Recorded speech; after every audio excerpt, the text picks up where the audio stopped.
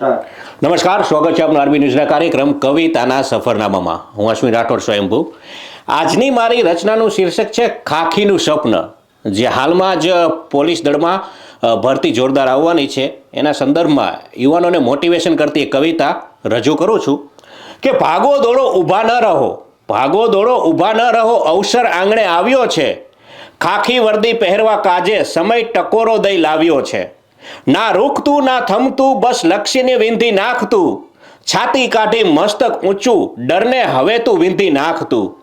પરસેવો જે પાડશે આજે કિસ્મત એની ખુલવાની, મેદાન પર જે શ્વાસ ઘૂટશે તાકાત એની બોલવાની. સપના તારા મા બાપના આંખોમાં અંજાવા દે તું, ભૂખ ઊંઘને ભૂલી જાને જનૂન દિલમાં છાવા દે તું. પગમાં ભલે છાલા પડે પણ ગતિ ન ધીમી થાય જો, સિંહ જેવી ત્રાડ નાખ કે દુનિયા આખી સાંભળે જો. વર્દી તારી રાહ જુએ છે, કમર કસી તૈયાર થાતું, દેશ કાજે રક્ષક બનવા ભીડમાંથી બહાર થાતું. આળસ ખંખેરી જાગી જાતું, ઇતિહાસ નવો રચવાનો છે. પોલીસ બનીને શાંતિ ભાઈ પડકાર હવે ઝીલવાનો છે. રસ્તા ભલે હોય આકરા પણ હિંમત તારી ખૂટે નહીં. ખાખી કેરો રંગ છે પાકો, મહેનત વિના એ છૂટે નહીં.